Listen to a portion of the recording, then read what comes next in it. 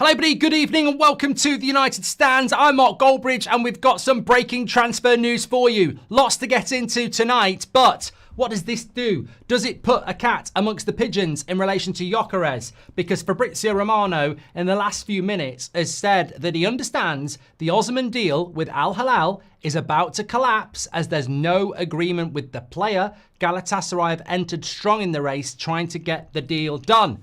If Galatasaray are entering the race strongly to get the deal done for Osimhen, should Manchester United not be entering that race as well? Or should we stop this battle in our fan base between Osimhen and Gyökeres? We've got a live poll here at the moment and 90% of you would go Gyökeres over Osimhen. We're going to get into that. Also, another Manchester United midfielder that could be heading out of Manchester United. United open to offers. We're going to talk about that. A very big double positive around Martinez, the goalkeeper at Villa and the centre-back at Manchester United. An injury update there as well. And Simon Stone in the last few minutes has said that Man United are very confident they will get a deal done with Mbuemo, and there are reports that a second bid could be going in tonight as well. So lots to get into on the show. And look, I suppose it'll fit in with what I'm about to talk about actually, so I won't add that as another topic. It'll just be nice now. I've seen people out there just basically saying Gyökeres is crap and we shouldn't be going anywhere near him. And it tires me. It tires me. Look, I've got a history of being opinionated, but it's always based on fact and evidence and patience. You know, I might get it wrong, but it's not based on anything other than that. There's people out there saying we shouldn't be going anywhere near Gyökeres. He's just a bloody Rasmus on Red Bull, you know. And I'm like, hold on a minute. This is the problem. There is no patience in football, and it's definitely infiltrated our fan base. But look, let's start off with where we are at. Osimhen is a possibility. He's not going to Saudi. There was an Al-Hilal bid. They were going to go for Bruno. They didn't get Bruno. Apparently they were going for Osimhen, and apparently Osimhen might not be going there now. Do you move towards Osimhen because he's available? Honestly, yes. I think we should. I do. But there is a little bit of, before you jump on me, there is a little bit of something I would say first of all. Only if you don't get Gyökeres. If you can't get Gyökeres, you go for Osimhen. And this is why I think Man United, I think they're going to start moving a little bit quicker. Because if you don't get Gyökeres, you've got to move for Osimhen. That's where I am in this argument. Because if he's not going Saudi, and trust me, he's been going Saudi since last summer. Like, that's why no one's going near him, because of the wage demands, etc. If he's not going to Saudi now, then suddenly, if he's going to Galatasaray, they're not loaded. So there's a deal. There's a deal there to be done. But I'm firmly in the camp of Gyökeres. I think that is the right player to go for. It's very clear that that's the player that Amorim wants. But we can't sit here in a position of it's going to happen. We have to have alternatives like we did with Liam Delap. So I think, yeah, we need to bottom out this Gyökeres deal and find out whether it's possible. If it's not possible, then you pivot towards Osimhen. I don't mind Mateta, or I don't want Mitrovic, but if Osimhen's now not going to Saudi, I think United need to get the skates on and just get a deal done for probably arguably the most important position at United. Obviously with Gyökeres, I can't really add anything more than what Ben Jacobs said this morning on the show with Beth, that he's open to coming to Man United. Man United have got to make it financially work. Manchester United can make it financially work.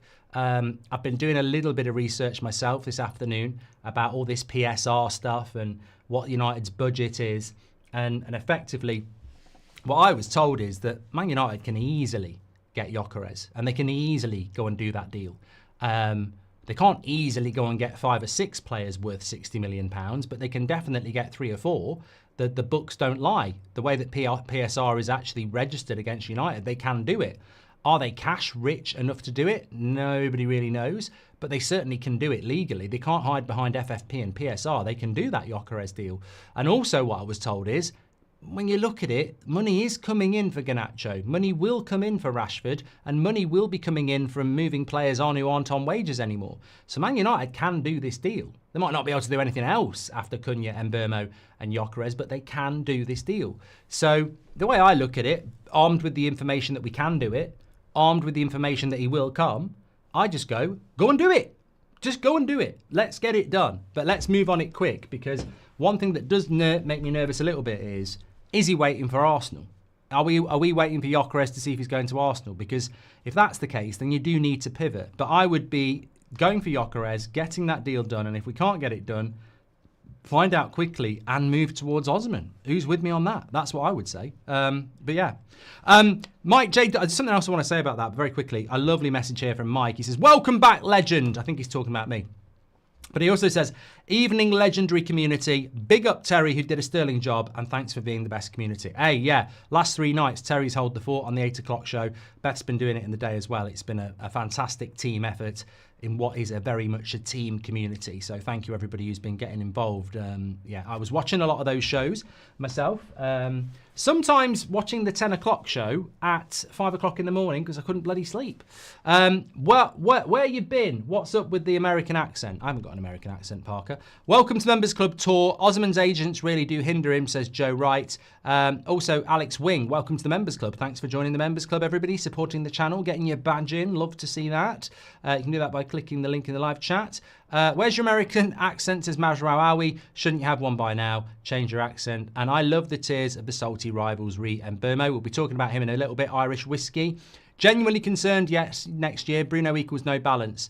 Look, Arlo, I'm happy to talk about Bruno, but I think it's one of those things where I think everybody said their piece. I think universally we all like Bruno. I think universally a lot of us, well, not universally, I think a lot of us would have moved him on because I don't think he suits the system and the money, but he's staying, and that doesn't change the fact that I like him a lot. I want him to do well, but I have reservations. But we'll have to talk about that if and when it comes up next year. Devon McKay, welcome to the Members Club. Get your badge in. And Constantine says, Brentford bought Mbuemo from Troyes for 5.8 million. He's now going for 60 million. We need more players like this who have upped their sale value from last season. They've clearly had breakout seasons. Mark, if Bruno stays, what does that mean for Manu, says Joe. Tyrese, welcome to the Members Club as well. Do you think Onana will be here next season? We spoke about that a little bit before, Scott. It's hard to tell with Onana at the moment. It's gone quiet on him. Goldio says, do you think we'd win the league if we could play with an extra man every week? In all seriousness, no, that's the only way Bruno works in the midfield. And also, Wilcox gets Gyökeres, then I'll be impressed. Exactly, Sean, exactly. Just on Gyökeres, before we move on to other bits of news, by the way, I really just want to hit this one head on. I am absolutely never stunned by people's footballing opinions. I think sometimes people do it for interaction. I think some people do it because they're making it up. And I think some people do it because they don't understand football. But I have genuinely seen Arsenal fans and Man United fans saying they don't want Gyökeres, he's basically shit. And I have seen quite a bit of Gyökeres over the last 2 years. I don't watch Sporting every week. I don't watch Sweden. But the reality is, I think we've all seen at least, I would say, 6-7 games in the last 2 years. And we've certainly seen plenty of highlights. When I see people say he's got a first touch like Lukaku, he's just a battering ram, technically he's not very good, he's just a finisher. I'm like, oh my God. Oh my God. I mean, sometimes you've just got to step in and say, oi, now, I appreciate your opinions on Gyökeres, but you're wrong. So take your opinions, your wrong opinions, and shove them where the sun don't shine. Because I'll tell you now, what he is, and let's not forget, he did start out in the Championship, so all this, he won't be used to the intensity and physicality of the Premier League, can shove it as well. What Gyökeres is, I think it was Ben Jacobs, who I saw a clip ages ago that he described him as a raging bull. 100% there's physicality to his game, which I like. Yeah, he is. He is like a raging bull. He's physical, he's fast, and he can get at centre-backs. But he also gets loads of assists. He also scores loads of goals. He also does quite a lot of carrying of the ball and dribbling. And he also takes free kicks. So people who say he's a one-dimensional battering ram striker who's only good in the 6-yard box simply haven't watched him play. In that system for Sporting, a lot of things go through him. A lot of running in the channels happens through him. A lot of assists happen because of him. He is a creative monster. He can move with the ball, and he's also very good at finishing. I think if he goes to Arsenal, PSG, Chelsea, Barcelona, Manchester United, he scores goals.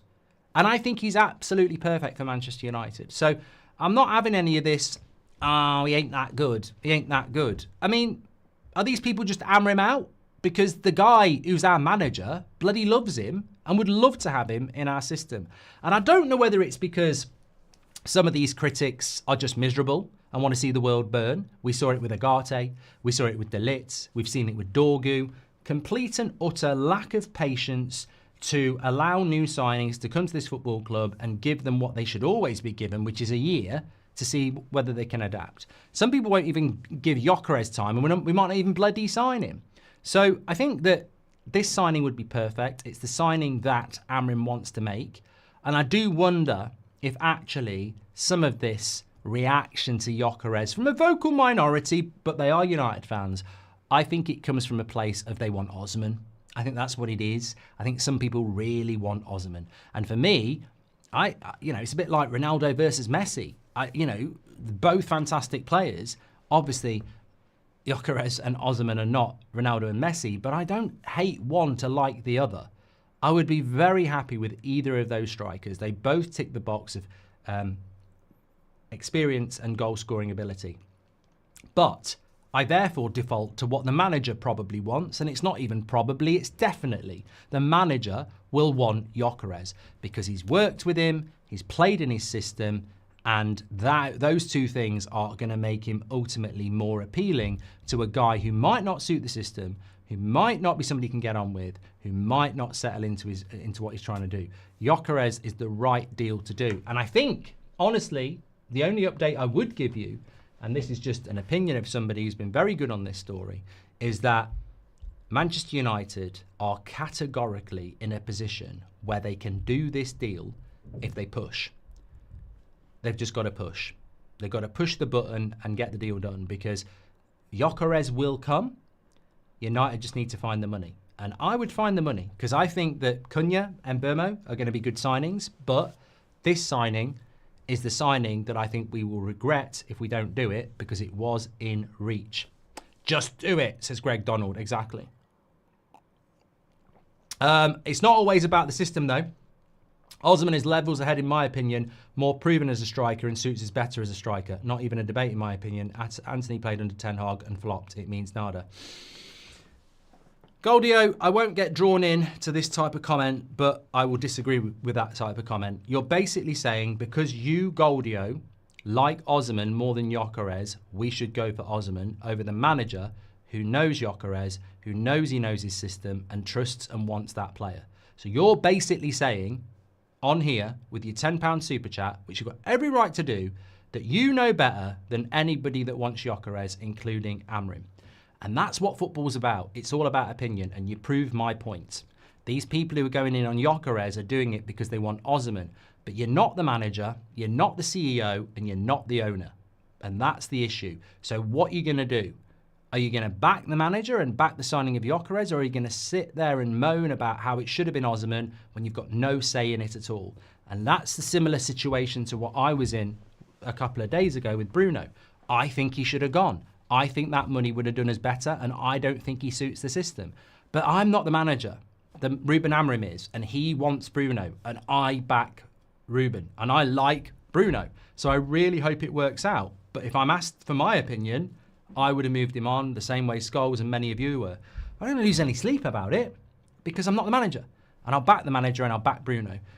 And I would urge you to do the same, Goldio.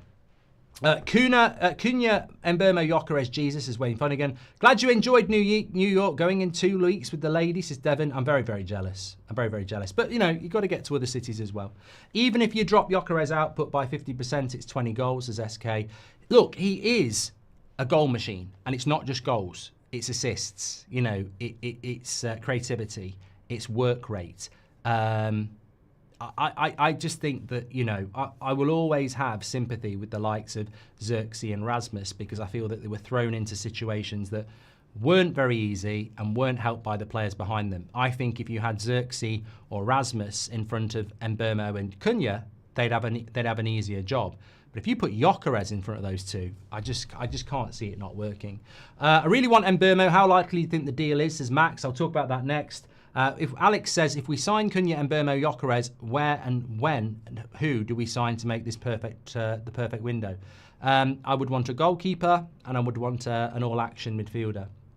I mean, ideally, I would like Adam Wharton, and that's what the club want. I said that to you a few weeks ago. The club would love Adam Wharton, but they can't do the deal. So, I mean, I don't think they can do the deal. Sometimes you get a real shock, but that, I understand that deal. It would be perfect, but they just can't do it. We can't get too happy until they hold the shirt up, says Prank. Glad to have you back, Mark. The real goat of the United Stand with you, 100% on your Bruno opinions and many more. Legend, keep up the great work, says Chris. Mate, I appreciate that, but as I said with Goldio there, I'm not falling out with him. I disagree with him, but hopefully he understands that you can have that opinion, but you've also got to make a decision on, you're not the manager, so are you going to back the manager? And I think, as much as I didn't agree with keeping Bruno, I like Bruno and I back the manager, so let's go. De Gea for a pre-season game, can we swap, says SK. Osimhen over Gyökeres, it's not even a debate, says Goldio, he's done it again. Wilcox gets Gyökeres, then I'll be impressed, says Sean Little. Let me talk to you about Mbuemo very, very quickly, because we've got quite a lot to get through today. 86% of you would go with Gyökeres over Osimhen, by the way, and we've had 14,000 votes on that already. Dominic John Paul says Osimhen and Gyökeres are basically the same. I've watched both. Osimhen is just more aerially superior. Any of them work for us. I agree. I don't think they are the same, but I get what you're on about. I like both players. If somebody said to me, let's flip a coin and who do we get? I would hope it was Gyökeres because of the system and the working with Amorim. I think it suits us better. But if it ended up being Osimhen, I'd take either of them over nothing. And I'd take either of them over anything else. So I would be very happy with either. But I think in this circumstance, Gyökeres is the one to go for. He's going to be cheaper as well. He's going to be cheaper on wages. He's more of a dead cert for what we're trying to do. I don't like Ineos, but signing Cunha and Mbeumo, Gyökeres is great, says Mikael. I don't like Ineos. I don't like the Glazers. I can say that. I don't like Ineos. I don't like the Glazers. I think what they've done to this football club over the last 12 months is disgusting. But I liked what happened in the summer transfer window, and I did always say that. And I like what we're doing in this summer transfer window. So people would say, well, how can you not give them any credit if you don't like them? Because we're Manchester United. You're telling me we shouldn't be buying a player from Wolves. You're telling me we shouldn't be buying Brentford's best player. You're telling me we shouldn't be buying Sporting's striker. I mean, it's not rocket science. I mean, I'm not going to start running around with my top off singing, the Glazers and Sir Jim are the dream team of Manchester. Like, we should be doing this and more. Like, we should be getting the goalkeeper. We should be getting the midfielder. We should be getting the centre-back. They're basically doing what we should be doing. It doesn't mean I won't praise it, but I'm not going to start going, it's a madness. It's actually what should be happening. And also, as a lot of people say, most of this is going to depend on outgoings as well. And can we get outgoings done? I will take my top off if we sign Gyökeres. No, you don't need to see that. Could you please wish my friend Cathal best of luck as he's getting married to a girl named Roycine who's a bit wild. I've probably totally ruined their names as well, Alex, but congratulations to both of them. Happy marriage. Haters aren't factoring in Gyökeres, also can boost the morale and backing of Amorim within the dressing room after an awful season, says Jack. Great point. Our manager built Gyökeres, you prat, says Corey. Osimhen is the best number 9 on the market, says Trevor. He's phenomenal in the air and able to finish crosses on the back post. Napoli want Garnacho, make a deal. See, look, sometimes you sit and do a video and you understand. You understand. As I said, there are people out there saying, don't get Gyökeres, he's shit. And they're entitled to say that. But it's really because they want Osimhen and they want to turn it into something which I've never actually seen before. I've never seen United fans falling out about two players that don't actually play for Man United and one of them we're not even trying to sign. But I obviously really like Gyökeres, and I obviously am 100% behind that because nobody can tell me that Osimhen suits Man United more than Gyökeres because he doesn't. He doesn't. The manager of the guy that built Gyökeres is at our football club. Do you think we would get? Do you think we'll get him? Says Neymar. I don't actually know who you're talking about, but I think we've got a great chance of getting Mbuemo and Gyökeres. Yes. Given Amorim hasn't got the longest contract, makes sense he would go for what he feels is a sure thing, like Gyökeres, to give himself the best chance. The only thing I will say, Emily, thank you very much. The only thing I would say is nobody can explain to me the justification of why we were going for Liam Delap. I still, to this day, do not understand why we were going for Liam Delap. Because we didn't get Liam Delap and now we're going for Gyökeres. And I'm like, what? So if we'd got Delap, we wouldn't have gone for Gyökeres. Or were we going to go for both? I don't know. I don't think we were. but I don't understand why we went for Delat first. Stats don't lie. 49 goals in all competitions, says Jakey. Thank you very much for that. Do you like IPAs, says George? If you're talking about lagers, I don't really know. I don't really know. I'm not really a lager snob, really, or a beer snob. I'd probably try out. Did you go to the States to visit the Glazers, says Parker? They're not in New York. We can't pay stupid prices anymore and be patient, but need to move quick to give pre-season to Ruben with these players, says Kreshev. Swedish players are very team fixated and the team always goes first. Gyökeres would be an amazing team player. We Swedes play as a collective, says Amit. And completely unrelated, but can we expect FC 26 career mode in September? If they get rid of the bloody player cam when you score a goal, you probably will see it back. If they don't, I'll probably avoid it because it gives me travel sickness and makes me feel ill. Ruben says, I love Osimhen, but he comes with some baggage and a larger fee. Bid for Gyökeres over the next 2 to 3 days. If we don't get it, push on Osimhen. I agree. What people don't get is you need to give a pre-season with a new manager to players. People forget Agarte's Amorim's player as well. Love his passion. I think Agarte will still end up being an important player for Man United. I also think with Agarte, people just didn't read the script. Got him in way too late, didn't get a pre-season, started off a bit mid, had a fantastic 3 months from about November to January/February, and then struggled a little bit towards the end of the season. It's not a horrific first season for Agarte, and it's not an amazing first season for Agarte. And it reminds me a lot of Fabinho and Gravenberch at Liverpool, who had very similar first seasons. I think he will still end up being a really good player for Man United. I think Dorgu's going to be a good player for Man United. I've said that all along. I think De Ligt and Mazraoui are good signings, Joro as well. The fact that Gyökeres kept scoring after Ruben left says very much about his ability. Anyone with a healthy brain believes he's world class. Let's see, says Elliot. Watching Doué and Yamal play is so good, says Rajaf. And I read Crystal Palace have PSR issues. I wonder if we can take advantage for Wharton, says SK. And Nigel says, I wouldn't mind Gyökeres or Osimhen. If Amorim wants Gyökeres, go get him his striker, says Nigel there. Mohit, what do you think about Hayden Hackney? I checked his game skills, look like he could be the next Scholes. I think he's a fan theory, mate. I think he's a fan theory. And I think with fan theories, we probably haven't got the time for them. There's too much going on that's real. If and when he becomes a target, then we can discuss it. But it's like talking about Costa in goal. It's like talking about... Adam Wharton, they're theories, they're not realities, and we've got to focus on the realities. There's a reality of getting Gyökeres. There's a reality, as I said, Simon Stone and the BBC, Man United are very confident they're going to get Mbuemo. There's talk of a second bid going in. Obviously, the first bid got rejected. I suspect we will get this deal done quite quickly, comparatively to Cunha, which took quite a few weeks. And it'd be a very good start to the transfer window. Very, very good start to the transfer window. I would like to do more, but honestly, if you'd said to me 2 weeks ago we'd have Cunha, Mbuemo and Gyökeres, I'd have been very happy. If you'd said to me 2 weeks ago we'd have them all in for the start of July, I'd be over the moon, because I'd be like, okay, as much as I might moan and say we need all 6 signings by the start of July, even I know that's not real. I think we all know that's not real. That's never going to happen. But if we could get those 3 in before, that would be brilliant. Absolutely brilliant. Funky says, with Sesko potentially costing around 93 million, do you think they will fight United for Gyökeres? Funky, as I said, I spoke about this on That's Football. From Ben Jacobs, Arsenal are lining up both players. Arsenal are lining up Sesko and Gyökeres, and then they'll go for the player or players collectively. They've obviously done a lot of work on Gyökeres, and sometimes I've played the game. I don't want to say this, but it's such a dream signing for Manchester United. It's such a problem solver for Manchester United that remember the 5 strands of a transfer.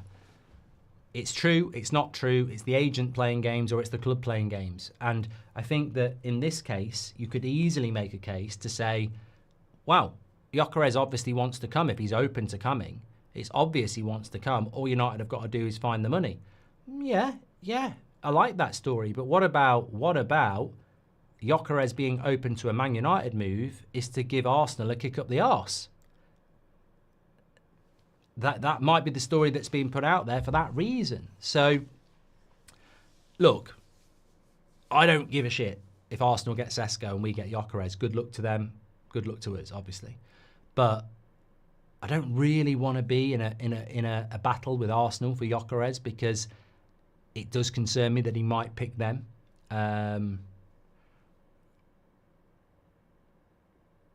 But this is why I think if we haven't got a chance, it'll come out that we haven't got a chance. I mean, I don't know whether Romano's not really given any updates on this, has he? Romano's not. It's all been coming really from Ben Jacobs. We've not really heard anything from Romano about Gyökeres. Not really heard anything from Ornstein about it. I just feel with Gyökeres, watch Arsenal. Watch what Arsenal are doing. I think Sesko is perfect for Arsenal. And I'm just going to leave it at that. Prank Football Game says, I'm so used to getting happy, then transfer blow. Jay says, where would you put Gyökeres on the hotometer at this point if you haven't already said it? I have a weird feeling it'll happen somehow. 50-50, I think. 5 out of 10 at the moment, yeah. Definitely would move him to, 50-50. I believe the story. I just don't know what the story's there for. With Sesko potentially costing... I've done that one from Funky, haven't I? Monster Silver says, problem with Osimhen is high wages and attitude. And are we looking at another loan move for Anthony? Says Brody. Something tells me Viktor could be disruptive and we do not need that, plus AFCON unavailability. He's talking about Osimhen. Smoggy Monster there, because they're both called Viktor. Jack's off to New York with the missus next week. Top recommendations. Fair play for checking in whilst away. Great to have you back. Thank you, Jack. I mean, look, I probably did 10% of what you can do in New York. I just did the stuff I wanted to do. So I went to Ground Zero. I went to the Brooklyn Bridge, which I don't think many people do, but I like the Brooklyn Bridge, so I wanted to go there. Went down to have a look at the Statue of Liberty, Times Square. Went to the Ghostbusters fire engine place, which is quite niche, but Central Perk, so I could have a look at the Home Alone Hotel. Well, there's bloody loads you could do. Loads you could do. Just go back to that question from Brody about Anthony. Are we looking at a loan move for Anthony? Look, it was mentioned by somebody at on the afternoon show, and it's true. Like, there's rumours of Erik ten Hag and Leverkusen. I think Anthony is best served staying in Spain. Now, whether that's Betis or Athletic Madrid, or Valencia or whatever, I personally think he's better off playing in Spain because it clearly suits his game. The Eredivisie suited his game. The Premier League didn't. La Liga suits him. I don't know whether the German league suits him. I mean, look, there's not a world apart between the Netherlands and Germany anyway, so he probably would work there. But I think Anthony will not be going on loan again. I don't see the point in him going on loan. I think, honestly, if I was Anthony, I'd be very happy with my time at Betis, but I'd see the limitations, i.e. the Chelsea game, i.e. where they finished ultimately in La Liga. They had a very, very good end to the season, partially because of Anthony, but they're not likely to replicate that. And I think if you're Anthony, you're sort of like, what's the best offer on the table? And you take the best offer on the table.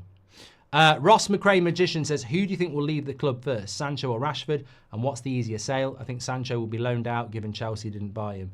I think Sancho's a problem, mate. Rashford wants to go, wants to play, wants to go to Barcelona, wants to get in the England team for the World Cup. I respect all those things, and I wish him the best in that move, genuinely. But Sancho, he's a problem. He is a problem that we had before, and we still have. Chelsea made an offer to him. He finished the season well with Chelsea. It's in London, and he still turned it down because whoever's advising him or himself, he's looked at it and gone, I've got 1 year left on my contract at Man United. In a year's time, I'll be free. I'll be able to go and get a signing on fee and wages, this, that, and the other. So I think he's looking at the situation and going, I'm running my contract down.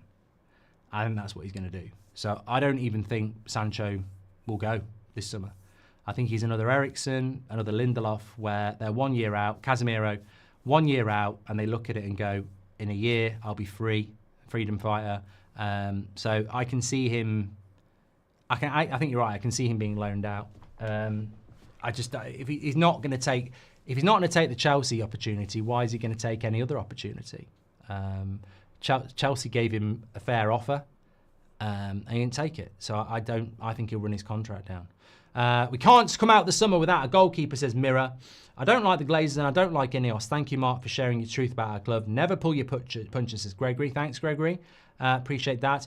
Just going back to the goalkeeper situation, there is still positive noises around Emi Martinez at Aston Villa. But really positive news around Lisandro Martinez. He's going to be part of the pre-season with Manchester United, hoping to be back playing in September. Now, I don't know how that works. I think it's because the return from that type of an injury is a big one, and he will be coming back in July, starting the very basics.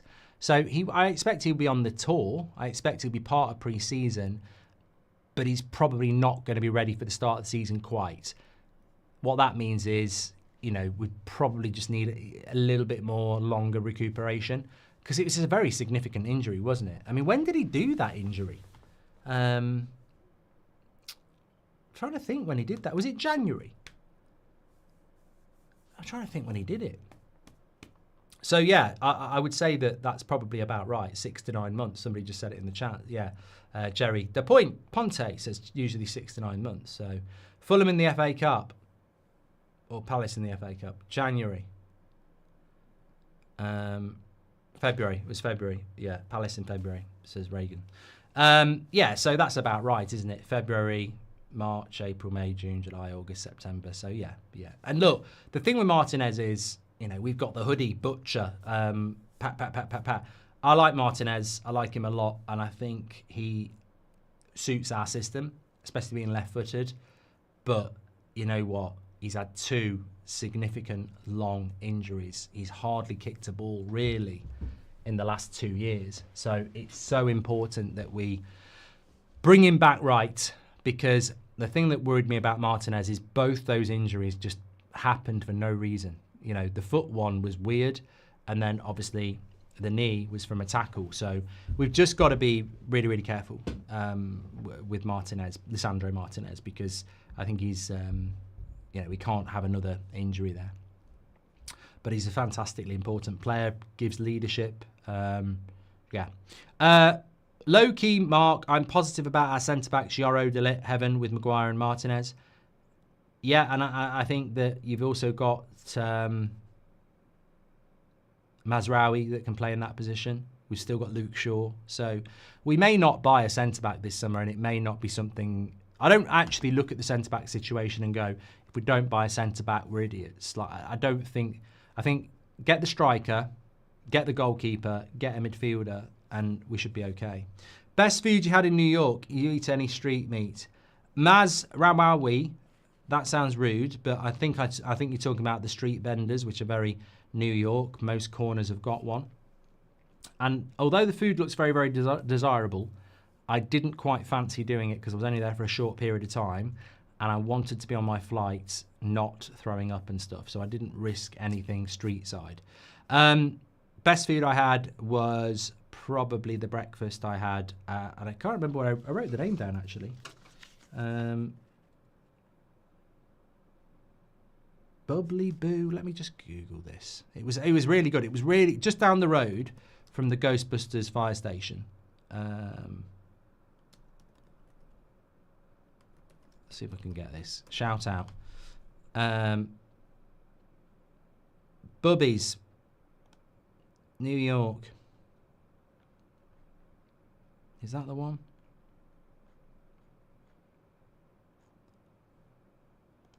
Have a look.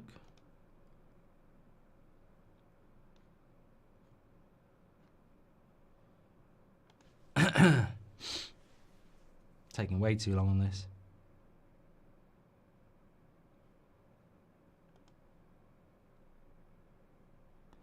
Yeah.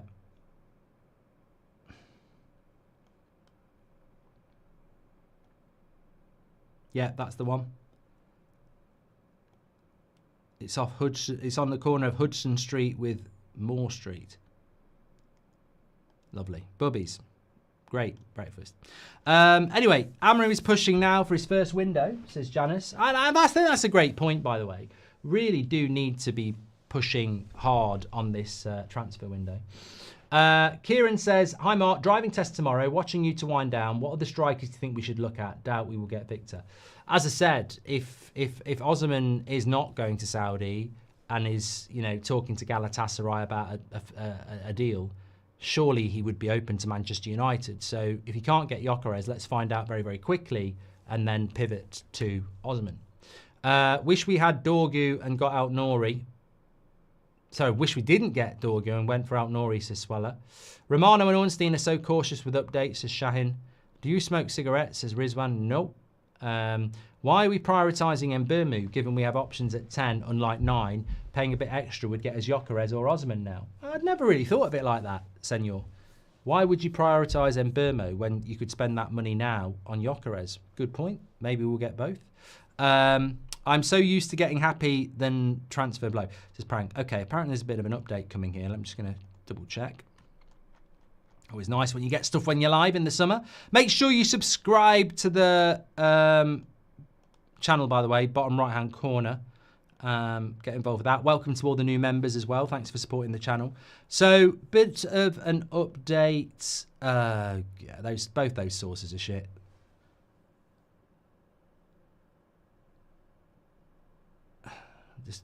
I'm sorry, I'm not reading that out. I know what sources I trust, and I think these sources just regurgitate what better sources are saying. The reality is that Brentford turned down our first bid. They want 60, and they wanted 50 up front. So I think that basically it's not really an update. Manchester United, we already know this from Romano. And what people do is they wait a couple of days and then regurgitate what Romano or Ornstein or Ben Jacobs or someone else said. Brentford want what we paid for Cunha, basically. They want the 60 million. And they'll probably get it based on add-ons. United offered 40. Brentford wanted 70. United will probably end up doing 45 plus 15 in add-ons, I would say. I don't think we'll give them the 50. I think we'll get him for 45 plus add-ons. But look, you know, we might have more. Maximus, you blocked. You know why. 100 Gorillas versus Gyökeres, who wins, is Alex. Imagine getting Gyökeres, then also swapping Rasmus for Thuram. A man can dream, says CA. I'll always say, I mean, you bring me back to a very good point. I'll always say this. We need to make sure that we have 2 strikers next season. I'd be happy to keep Rasmus. I would. If we had Gyökeres, I'd be happy to keep Rasmus because Gyökeres would be the starter. And I always felt that Rasmus needs a bit more development and having a striker like that would be very useful for him. I don't know whether he'll want to do that. He might be like, I've had enough. I want to play first team football. I want to go back to Italy, in which case we still need to bring another striker in. We have a new Red Devil supporter and United stand follower as the wife gave birth to my beautiful daughter on Tuesday night, says Daniel Taylor. Congratulations to Daniel and his wife. I nearly said his beautiful wife, which just sounds wrong. Not saying your wife's not beautiful. I'm sure she is, and I'll stop digging a hole here. But congratulations, Daniel. Very, very happy for you and your family. Always great in this community to get those types of updates. Daz says, what about Obi as backup? You could, but let me just paint a scenario. You buy a striker, he does his knee, he's out for 6 months, and then it's Obi up front on his own. You've got nothing else, and you're relying on a 17-year-old. I would rather get the striker, have a second striker, and have Obi as the third striker. That's what I would rather have. But, you know, it doesn't mean that it will happen, does it, at the end of the day? In the Telegraph, by the way, wasn't going to forget this, but just slightly later in the show, the Telegraph are reporting that Man United are trying to get rid of Casemiro. Now, this has been met with some resistance on social media tonight, but all I would say about this is it's slow sports news. You know, it's slow sports news, not true. You know, it's not true, but it is true at the end of the day. It is true. Man United tried to sell Casemiro last summer. They couldn't. They tried to sell him in January. They couldn't. And they'll try and sell him this summer. And they won't. Because there's two factors here. Casemiro is happy in Manchester and wants to run his contract down. And also, nobody is willing to give us money and Casemiro his wage in his final year. So you will get stories about Casemiro, but I think that we need to also live in the real world. He's on a lot of money. I wouldn't say he's on 350k a week because we're not in Europe. So he'd be on significant money, maybe 300, maybe 275, I don't know. Who's going to give Casemiro 275 grand a week and give us 30 million quid? Not going to happen. Saudi. And maybe he doesn't want to go there because it's World Cup year. So I said this to you back in February. I think people need to stop thinking Casemiro's going to go. The club would love to do it. You know why the club want to do it? Because they want to get rid of the wage. They know they're paying ridiculous wages to a player that shouldn't be on it, and it's a lot of money. So the club really, really want to do it and have wanted to do it for a while. It's a financial thing. But it ain't going to go. If you're Casemiro, you're on really good money, you're playing in the Premier League, it's the World Cup in a year's time, you're back in the squad, and in a year's time, it's the World Cup and you're a free agent where you can then make a lot more money than if you move now. So Casemiro's just not going. And I think, you know, we can cover the report, but logically it's the same as Sancho. They're going to run their contracts down, and in a year's time, they'll make a lot of money out of it. And they've got the right to do that because we gave the contracts in the first place. But it's really difficult to get players gone with 1 year left on their contract because they go, it's 12 months. Why should I go and help you get a fee and lose out on money myself when if I wait 12 months, I get the fee? So they won't be going anywhere.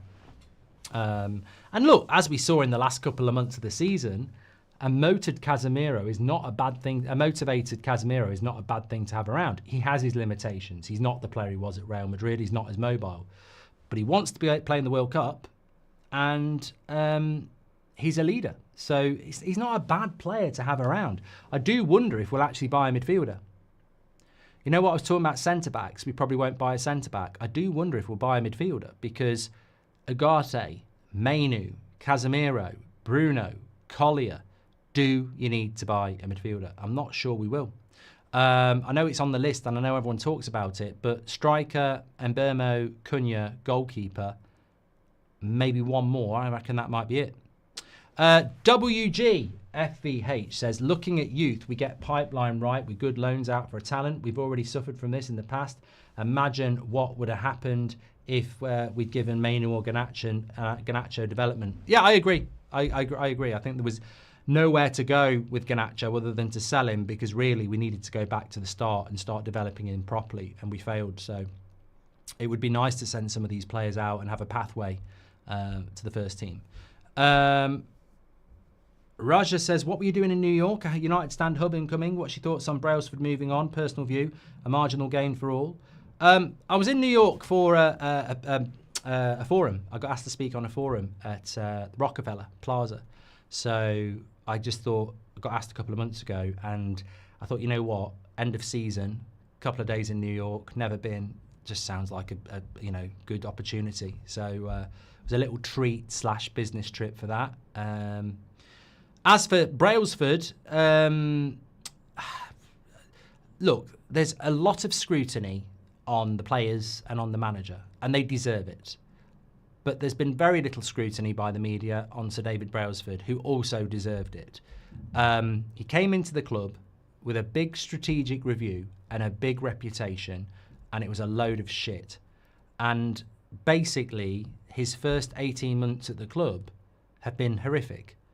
Now, I don't know how responsible he is for what's happened, But somebody needed to be a fall guy. I said this a few weeks ago, whether it's Wilcox, Barada, Ashworth went, or Brailsford, somebody probably needed moving on because there's a lot of things that have gone wrong. Now, he did the strategic review. He's got to go.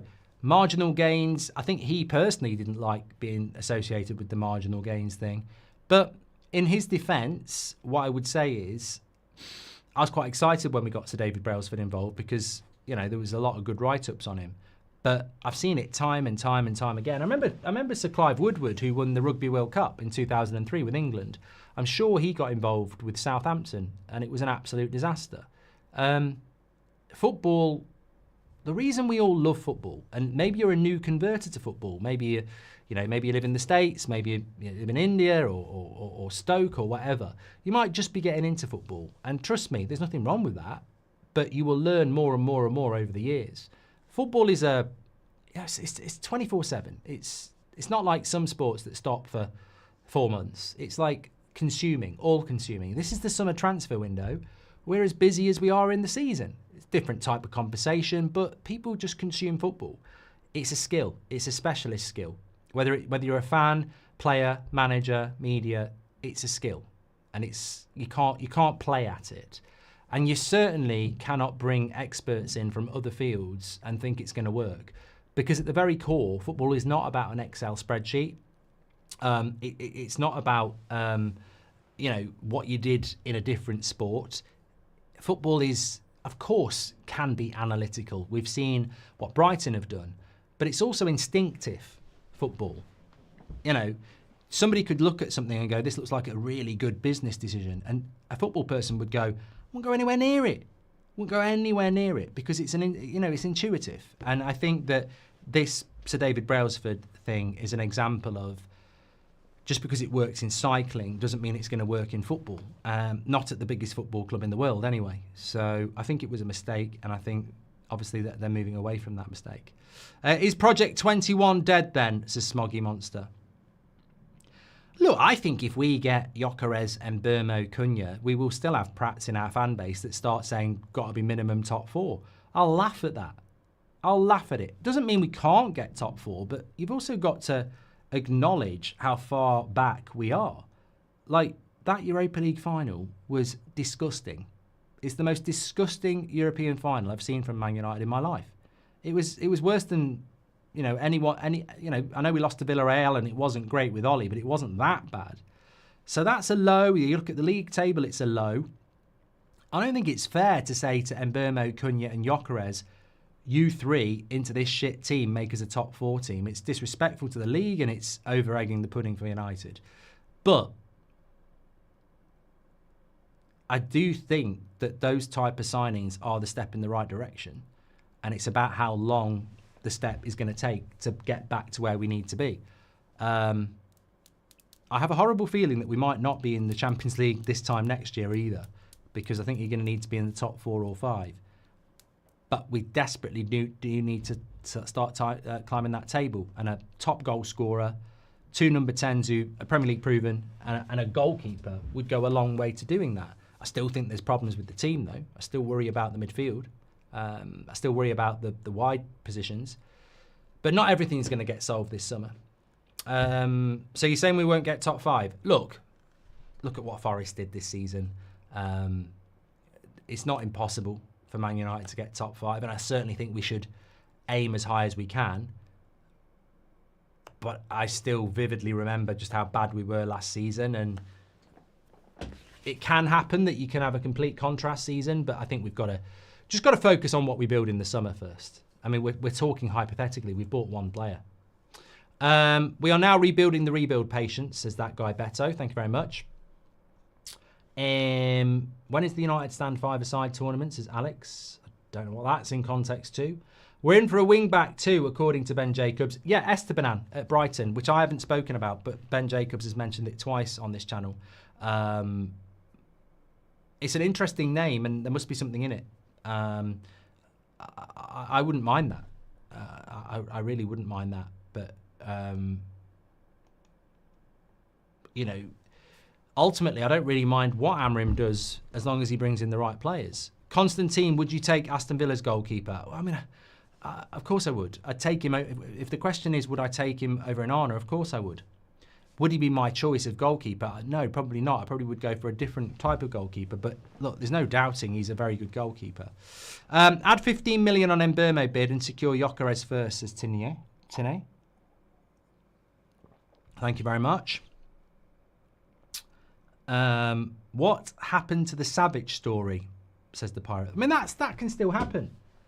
That can still happen, Milinkovic-Savic, the Torino goalkeeper. That can still happen. I'd certainly keep that in mind. We can't work on everything at the same time.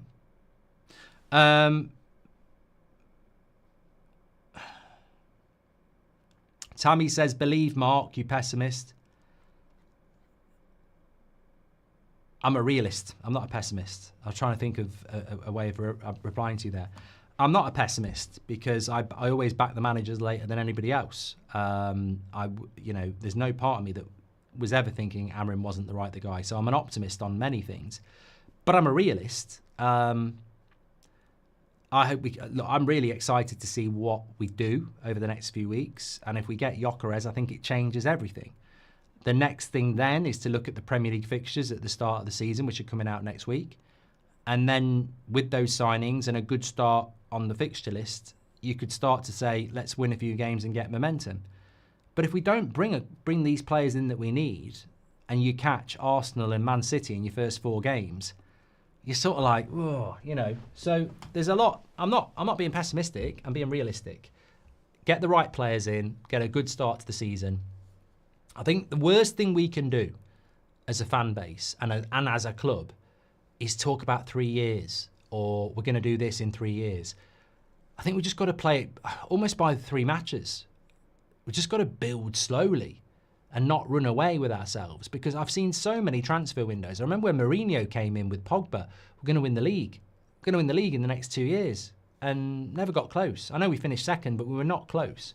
So I think we've just got to go, look, steps in the right direction, positivity, optimism, but let's not start labelling anything, because that's not gone well for us. And we could win our first 5 games of the season and people would be like, we're going to do a Leicester. We're going to do a Leicester.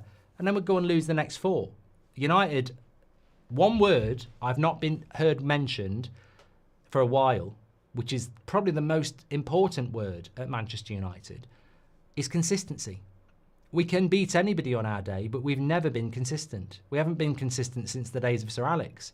So if we won 6 games in a row, I wouldn't be talking about top 4, because I'd be like, I can imagine us not winning a game for the next 7. So consistency only really comes when you set short-term targets. Like, let's just focus on the next game and the next game and the next game.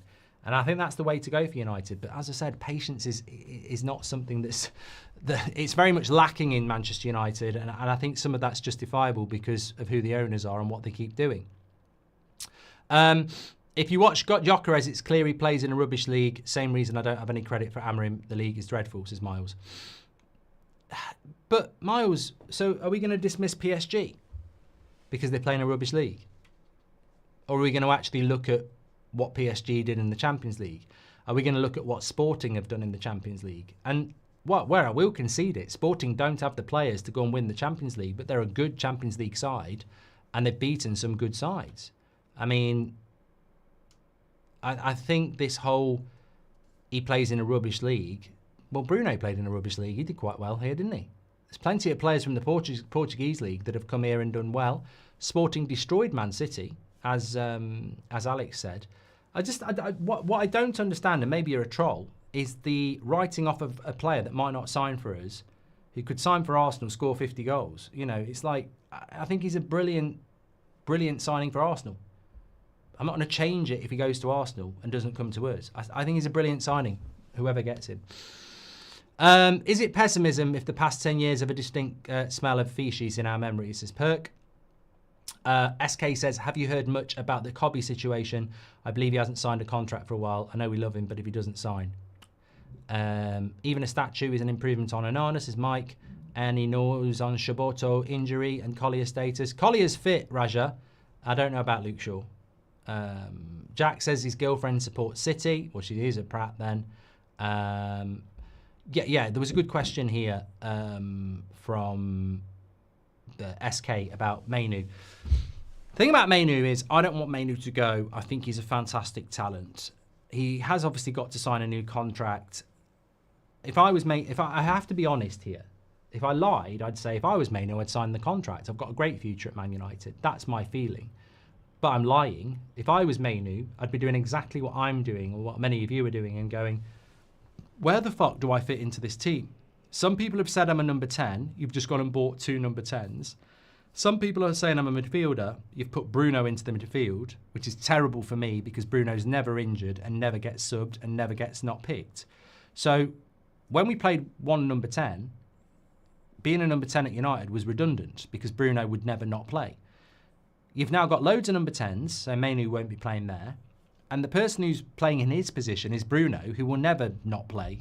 So if I'm Manu, I'm sort of like, I don't know where I fit into this team because he can't play wide. He's not mobile enough. He can't play 6. He's not a 6. He's an 8, maybe a 10. And those positions are pretty much locked down. So I don't know where Manu fits into this team. I think he will stay. I think he will sign a new contract. But in one way, it's exciting because he's got to find a way into the team, but I don't know where he finds his way into the team. I saw somebody say it the other day, though. Why are Man United going to give him 200 grand a week or 150 grand a week? And he's clearly not got a place in the first team. So I think he will stay. I think that's the right thing to do. But it's hard to put him into a team at the moment. And look, he was nowhere near the starting team for the Europa League final in the shittest Man United side we've seen in Premier League history, and he couldn't even start for the team. Wasn't anywhere near it. So Manu needs a big pre-season if he's going to find his way into this team, and that's got to be the motivation. And I think he has to take that challenge. You can't not sign the contract because you can't get in a Man United side. He's got to take on the challenge, in my opinion, and I hope he does. Hi Mark, hope Bruno keep his form for next season. Love from Moran, says Arshan. Thank you very much. Hope you're doing well. Suji says, I think we will be seeing second bid very, very soon. For Mbuemo, yes. In my opinion, I would rather play City, Liverpool, Arsenal at the start when they're not in top gear. Hard anyway, but they will not be in rhythm. Oh, no. I don't want that. I want the easiest start to the season as possible. And anybody would say that, because nobody is up to speed at the start of the season. So, you want the easiest games you can get. Do you think Amorim will get a contract extension knowing full well he'll have 1 year left come at the start of the season? He has to. He's only got 2 years left on his contract, so he can't go into the last year without a contract.